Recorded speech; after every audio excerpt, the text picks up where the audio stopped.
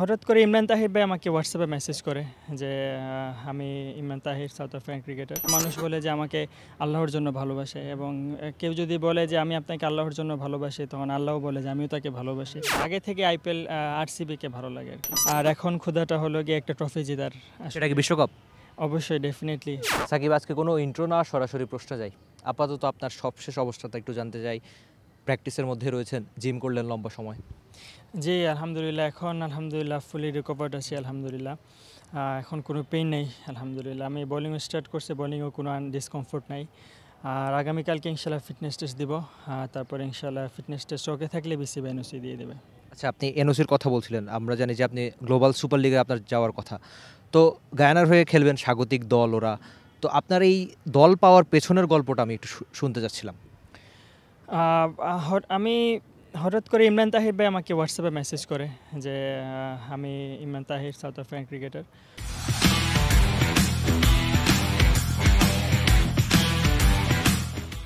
তখন ওনার সাথে আমি ফোনে কথা বলি, তখন উনি ডিটেলসে বলে যে তুমি যদি ফ্রি থাকো এই সময়টাতে তাহলে গ্লোবাল টি20তে আমরা তোমাকে নিতে চাচ্ছি। তো এইভাবেই আর কি। তারপরে বলে আমি ফ্রি আছি ওই সময়টাতে, তখন আমাদের সব কনফার্ম হয়।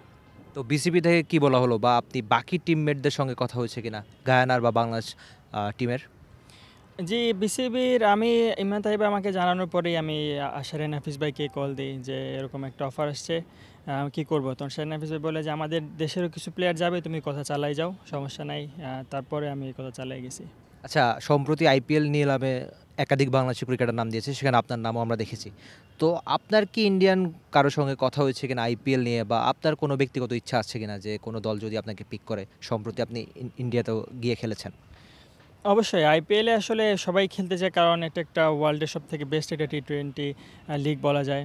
আর এখানে ওয়ার্ল্ডের সব দেশের প্লেয়াররা আসে, ভালো ভালো কোচিং স্টাফরা থাকে। সো এখানে আসলে শেখার অনেক বড় একটা জায়গায় আইপিএল। আর প্রত্যেকটা প্লেয়ারই একটা ইচ্ছা থাকে আইপিএল খেলার। আমারও ব্যতিক্রম না, আমারও ইচ্ছা আছে যদি কোনো টিম পিক করে তাহলে অবশ্যই খেলার। ব্যক্তিগতভাবে আপনি কোনো টিম পছন্দ করেন কিনা? ব্যক্তিগতভাবে ওইরকম আমি আরসিবির ফ্যান। আমি আসলে আরসিবি। এটা কি কোহলির জন্য? যে কোহলির কারণেই বলতে পারেন, এবি ডিভিলিয়ার্স আগে খেলতো এই কারণেই। আগে থেকে আইপিএল আরসিবিকে ভালো লাগে আর কি। তো ভারতে আপনি যখন গিয়েছেন, ভারতে একটা লম্বা সময় বা টি20টা খেলেন, তো তখন কি কোনো ইন্ডিয়ান ক্রিকেটারের সঙ্গে কথা হয়েছে, বিশেষ করে পেসার? না, ওইরকম কারোর সাথে কথা হয় নাই। আচ্ছা, সামনে তো জাতীয় দলের ব্যস্ততা রয়েছে, দল উইন্ডিজে যাবে, সেখানে খুব সম্ভবত আপনি থাকবেনও। তো এরপর এনসিএল টি20 বা আগে পরে, এরপর বিপিএল এর ব্যস্ততা, তো এই লম্বা একটা ক্রিকেটীয় জার্নি, তো তানজিম সাকিব নিজে কি প্ল্যান করেছে? না, অ্যাজ এ প্রফেশনাল ক্রিকেটার আমরা সবসময় চাই ক্রিকেটের মধ্যে থাকার।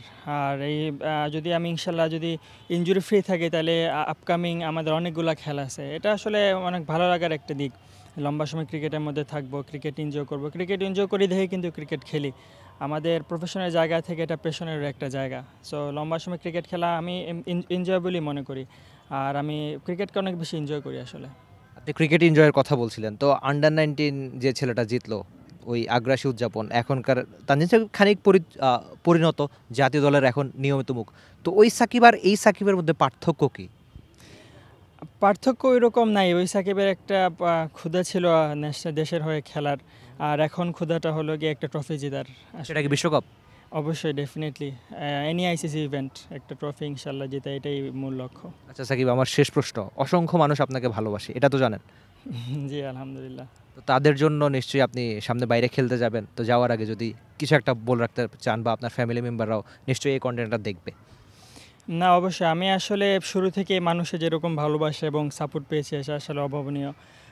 আমি বেশিরভাগ মানুষ, আমার সব থেকে যেটা ভালো লাগে যে মানুষ বলে যে আমাকে আল্লাহর জন্য ভালোবাসে, এবং কেউ যদি বলে যে আমি আপনাকে আল্লাহর জন্য ভালোবাসি তখন আল্লাহও বলে যে আমিও তাকে ভালোবাসি। সো আলহামদুলিল্লাহ, আমাকে মানুষ গ্রহণ করছে এবং আমার জন্য দোয়া করে। অনেক সময় ইনজুরি ছিলাম, অনেকে আমি মেসেজ দিয়ে বলছে যে ভাই তাড়াতাড়ি সুস্থ হন।